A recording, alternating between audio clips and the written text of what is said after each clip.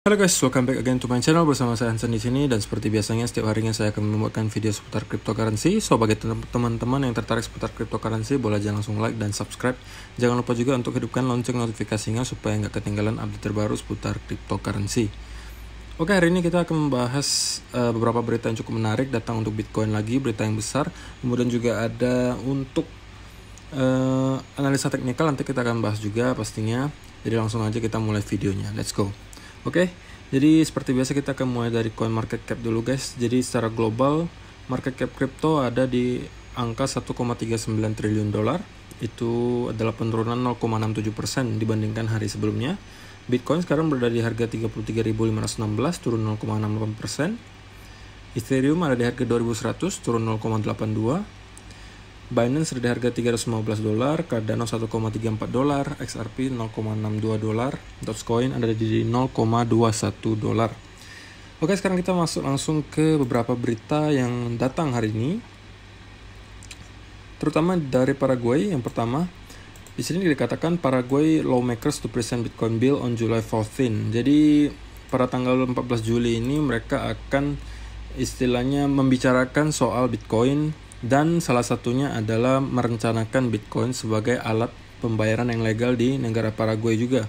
Jadi setelah El Salvador kemarin sudah menjadi negara pertama yang menjadikan Bitcoin sebagai pembayaran legal, Paraguay juga udah mulai membahas, dan ini pastinya juga akan membuat banyak investor mulai masuk lagi ke Bitcoin, karena ini pastinya orang-orang Paraguay udah pada baca beritanya pertama. Kedua, kalau memang benar dijadikan legal tender atau pembayaran yang legal, otomatis itu menjadi sebuah boost yang sangat baik untuk Bitcoin, terutama dari segi market cap pastinya akan semakin naik karena rata-rata masyarakat Paraguay pasti akan membeli Bitcoin gitu ya.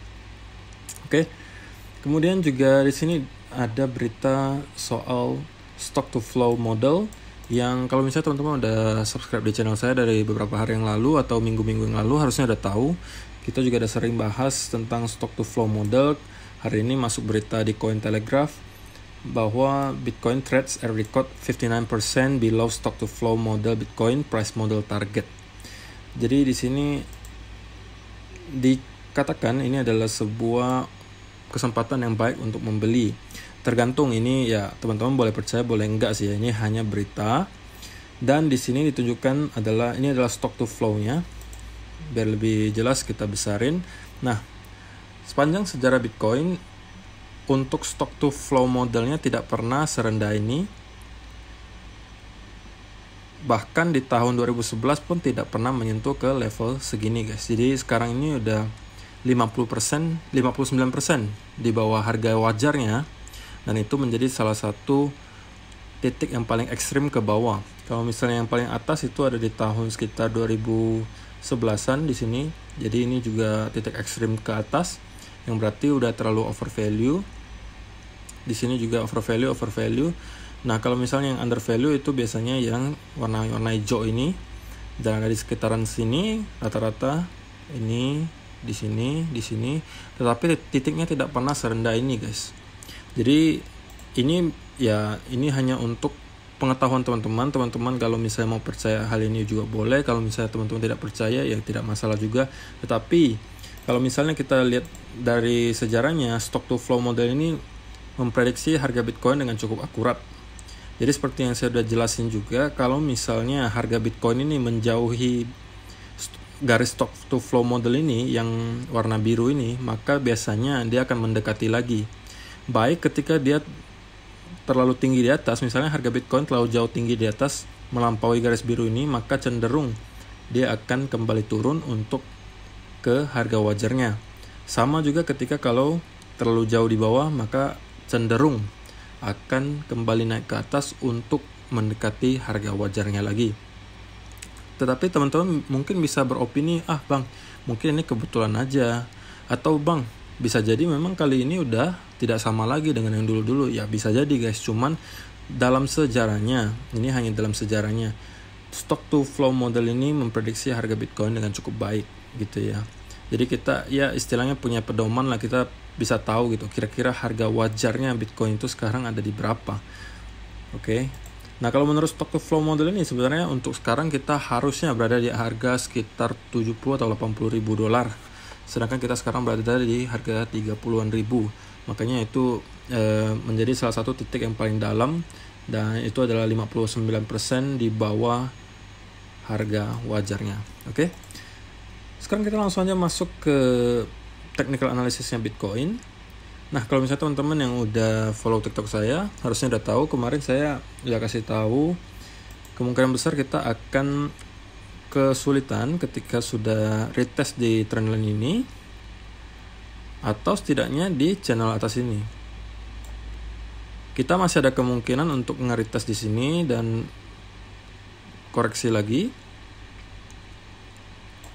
Atau dari sini kita bisa langsung tembus. Kalau misalnya buy, teman-teman yang mau short term buy, menurut saya jangan langsung di sini. Karena kalau teman-teman beli di area sekitar sini, naik sedikit teman-teman udah terhadang lagi oleh resisten yang cukup kuat di sini. Di sini di sekitar angka 34.900-an. Di sini teman-teman bisa lihat kesusahan untuk ditembus sekali, 2 kali. Di sini juga kesusahan 3 kali, 4 kali, 5 kali. 6, banyak banget nih, 7, 8, 9. Jadi di sini ada titik resisten yang cukup kuat. Jadi kalau misalnya teman-teman mau short term buy, hanya beli untuk jangka pendek, saran saya ya at least tunggulah sampai dia sudah breakout dari sini, koreksi, baru teman-teman ikut buy. Karena dari sini juga kita berarti udah mempunyai support. Kalau misalnya ditembus berarti ini kan jadi support nih. Nah, kalau misalnya retest lagi, teman-teman baru ikut buy. Nah, kalau lebih baik lagi kalau kita bisa mendapat satu koreksi lagi ke bawah dan kita menunggu di sekitar area 31.000 karena ini salah satu support yang paling kuat di beberapa bulan ini, dan ini bisa menjadi buy yang cukup baik karena risk and rewardnya menurut saya lebih bagus di sini dibandingkan kalau teman-teman buy-nya di sini. Kalau buy di sini kita stop loss-nya ya cukup sekitar area sini mungkin, sedangkan reward-nya bisa sampai ke sini setidaknya atau bisa sampai ke sini. Jadi risk and reward-nya jauh lebih bagus kalau misalnya kita tunggu di daerah sini. Malah kalau misalnya tipe koreksi seperti ini, saya malah lebih suka kalau kita ngambil kesempatan untuk short dulu atau jual atau sell. Tetapi untuk sementara ini kita hapus dulu guys supaya lebih gampang lihatnya.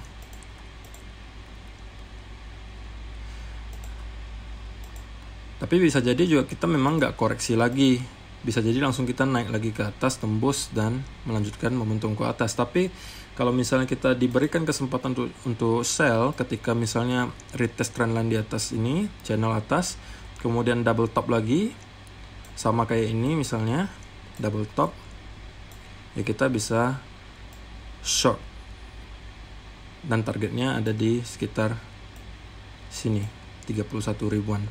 Tetapi yang pertama yang kita harus lewati adalah ini guys. Sekarang harga Bitcoin itu masih tertahan di trendline-nya di sini.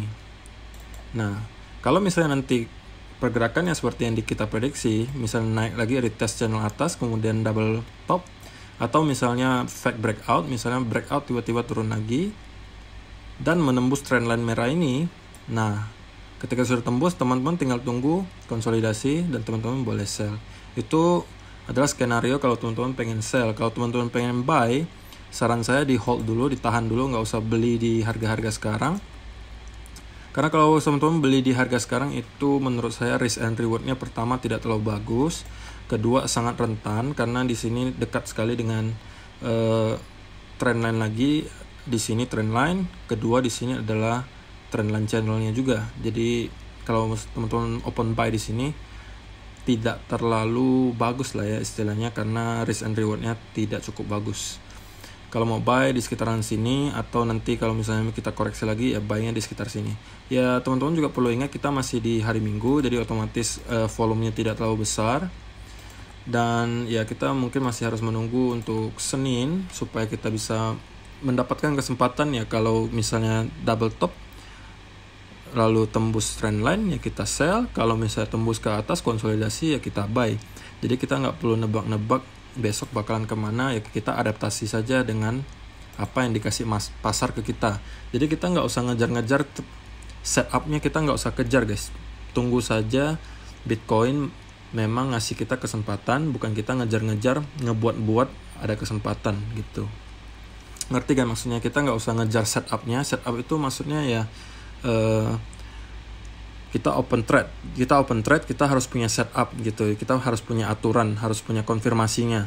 Nah, jadi kita nggak usah maksa sampai ada, karena sekarang kita masih di pertengahan. Nah, tunggu saja kalau misalnya ada double top, atau misalnya kita tembus dari resistan ini, kemudian konsolidasi, ya itu kita boleh buy karena kita ada alasan. Tapi kalau kita buying di sini, saya rasa belum ada alasan yang cukup. Oke? Jadi itu aja untuk hari ini guys. Semoga bermanfaat video hari ini. Terima kasih udah menonton. Dan pastinya saya akan selalu update ke teman-teman kalau misalnya ada hal-hal yang penting. Dan kalau bisa teman-teman follow aja TikToknya, supaya kalau misalnya teman-teman pengen update terus, ya biasanya update dulu di TikTok, karena kalau YouTube kan saya hanya buatnya sehari sekali, dan kalau TikTok kan saya lebih gampang buatnya, lebih cepat, jadi saya bisa berkali-kali. Kalau misalnya ada yang penting, saya buatnya di TikTok dulu. Oke? Terima kasih udah nonton, kita akan bertemu lagi di video berikutnya. Thank you, bye-bye.